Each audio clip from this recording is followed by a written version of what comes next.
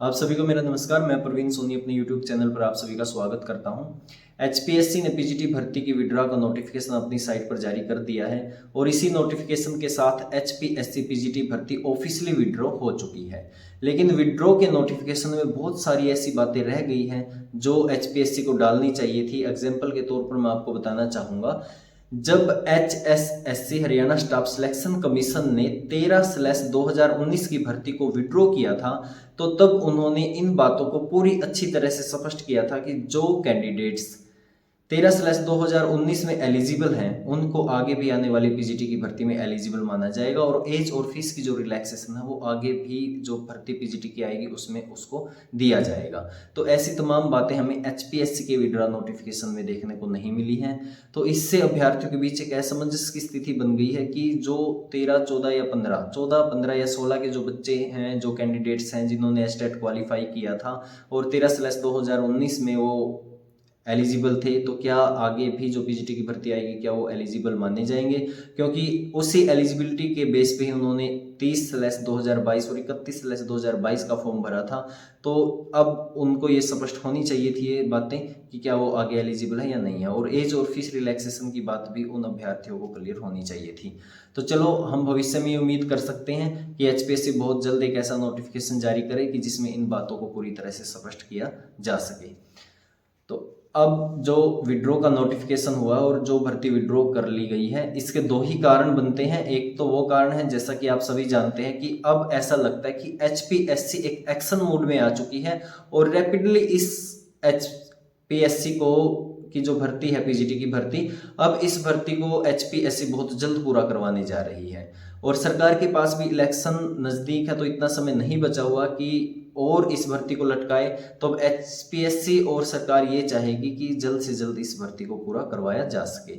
तो मुझे लगता है कि ये कारण इसका बनता है कि अब एचपीएससी बहुत जल्द जून के अंदर, मैं समझता हूँ अगर एचपीएससी 15 जून से पहले इसका एडवर्टाइजमेंट का नोटिफिकेशन जारी कर देती है, जैसा कि पूरी संभावनाएं बन रही हैं, तो अगर नोटिफिकेशन जारी कर देती है तो जुलाई के एंड तक आपका एग्जाम जो है पीजीटी का वो हो जाएगा। और अगर जून के लास्ट तक करती है, जैसा कि लग नहीं रहा, तो फिर अगस्त में भी आपका एग्जाम जा सकता है। और दूसरा कारण जो है इस भर्ती को विड्रॉ करने का, वो ये है कि अभी भी पीजीटी भर्ती पर 2 केस अभी भी उनकी सुनवाई होनी है और उनकी जो हियरिंग डेट कोर्ट ने दी है वो है 29 मई। तो 29 मई को कोर्ट के अंदर एक केस अभी भी बाकी है तो वो 2 केस दोनों का सेम टॉपिक था, सेम मुद्दा था, तो उनको मर्ज करके एक कर दिया गया और वो फाइन आर्ट वाले बच्चों का जो केस है वो है, तो उसकी सुनवाई 29 मई को, और उससे ठीक 4 दिन पहले एचपीएससी पीजीटी भर्ती को विड्रॉ कर लेती है। क्योंकि सुनने में ये आ रहा है कि अभी तक भी फाइन आर्ट वाले केस पे एचपीएससी ने अपना जो जवाब सबमिट करवाना था, वो अपना रिप्लाई सबमिट अभी तक नहीं करवाया है। और इस प्रकार ऐसा लगता है कि शायद एचपीएससी इस पर रिप्लाई सबमिट नहीं करवाना चाहती।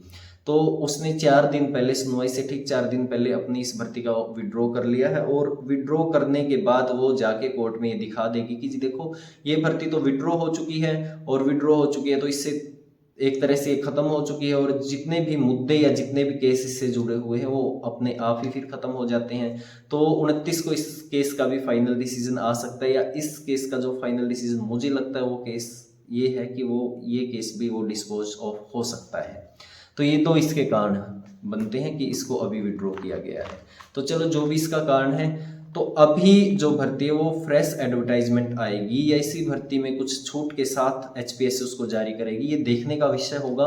क्योंकि अगर फ्रेश एडवर्टाइजमेंट करती है तो इस भर्ती के फिर फ्रेश रूल होंगे, और अगर फ्रेश रूल होंगे तो एस्टेट की वैलिडिटी तो 7 ईयर है, और 7 ईयर है तो इस भर्ती में फ्रेश रूल के हिसाब से उनको कैसे शामिल किया जाएगा। लेकिन उन बच्चों को तो 30 और 31/2022 जो भर्ती है उसमें उनकी एलिजिबिलिटी बनती है। तो ये देखने का विषय रहेगा। और एज और फीस रिलैक्सेशन क्या एचपीएससी देती है, और अगर देती है तो वो कैसे दी जाएगी? हरियाणा सरकार इसके लिए पॉलिसी बनाएगी अलग से, या फिर एचपीएससी इसमें छूट देगी? ये भी देखने का विषय रहेगा। और अगर हरियाणा सरकार बनाती तो एज और फीस में तो मान लिया बना सकती, लेकिन एचटेट के रूल वो कैसे चेंज करेगी, 7 साल की वैलिडिटी को कैसे करेगी? और अगर ये भर्ती पुराने वाली ही होती है, अगर एचपीएससी में छूट दे देती है एज और एचटेट वैलिडिटी में, तो ये एक तरह से फिर पुराने वाली भर्ती होगी, और पुराने वाली भर्ती है तो फिर से इस पे वही विवाद बनेगा कि भाई ये जो पैटर्न था वो पहले वाला ही रखा जाना चाहिए, क्योंकि ये भर्ती तो पुरानी है, इसको आगे कंटिन्यू किया है। तो ये बड़ा देखने का विषय रहेगा, और ये एडवर्टाइजमेंट से ही स्पष्ट होगा। अब बहुत से कैंडिडेट ये क्वेश्चन पूछ रहे हैं कि पैटर्न और क्राइटेरिया क्या चेंज होगा। देखिए, कोर्ट केस का फाइनल जो डिसीजन था वो आप सभी ने पढ़ा है। उसमें लिखा हुआ था कि पिटिशनर की और जो अभ्यर्थियों के जो मुद्दे हैं उन पर विचार करने के बाद ही जो HPSC एडवर्टाइजमेंट है वो एडवर्टाइजमेंट तभी जारी करेगी, पहले उन मुद्दों पर विचार किया जाएगा। और वो मुद्दे भी आपको पता है, पैटर्न पे ही हैं, कंडीशंस पे हैं, कंप्यूटर का जो सब्जेक्ट है उस पे भी हैं। तो इन मुद्दों को HPSC सोचेगी, समझेगी, और इन पर लीगल राय जो है, लीगल एडवाइस ली जाएगी, तब इनको जारी किया जाएगा। तो इस हिसाब से मैं कहना चाहूँगा कि देखिए, आपका जो क्राइटेरिया है और जो सिलेबस है वो तो चेंज नहीं होगा, सिलेबस आपका वही रहेगा। लेकिन हाँ, मुझे लगता है कि उसमें जो नंबर ऑफ क्वेश्चन है वो कम या ज़्यादा हो सकते हैं। जैसे कॉमन जो पोर्शन उसमें था, ऑब्जेक्टिव जो आपका पेपर था, तो उसमें मुझे लगता है कि वो ज़्यादा हो सकता है, सब्जेक्ट थोड़ा कम हो सकता है। और साथ में मैं आपको ये बताना चाहूँगा कि जो क्राइटेरिया वो चेंज नहीं होगा, क्योंकि उसका भी एग्जाम्पल मैं आपको दूंगा। अभी जब इस भर्ती के विड्रा का नोटिफिकेशन जारी किया, तो ठीक इससे 5 मिनट पहले एक नोटिफिकेशन और जारी हुआ था, वो आपने जरूर देखा होगा। तो वो था पोल्यूशन कंट्रोल बोर्ड की जो ग्रुप बी की पोस्ट थी उसके लिए, और ये भर्ती आपकी पीजीटी की भर्ती के साथ ही जारी हुई थी। और इसमें भी वही सिलेबस तो इनका चेंज था, लेकिन पैटर्न और क्राइटेरिया वही रखा था जो आपकी पीजीटी भर्ती का रखा गया था।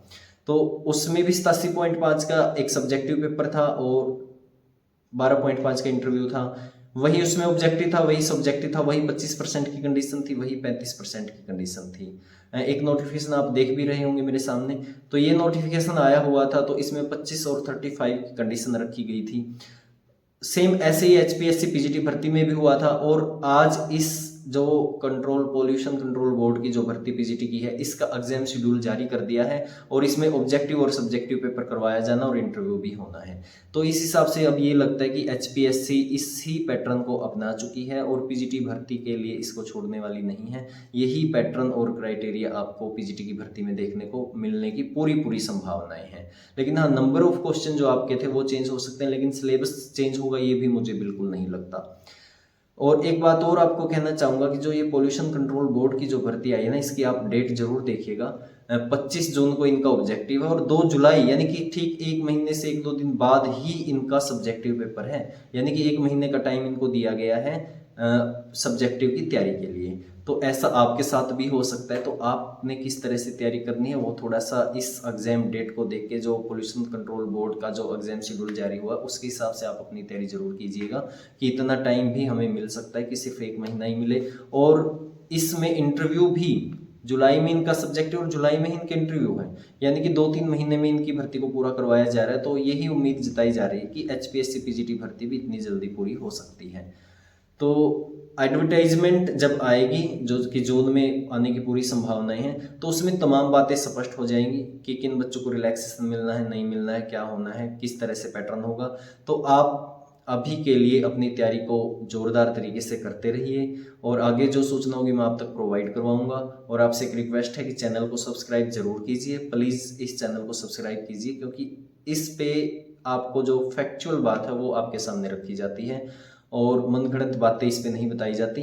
और साथ में जो आपके सवाल हैं, जो आपके कोई क्वेश्चन हैं या कोई राय है, तो आप कमेंट बॉक्स में ज़रूर मेंशन कीजिएगा।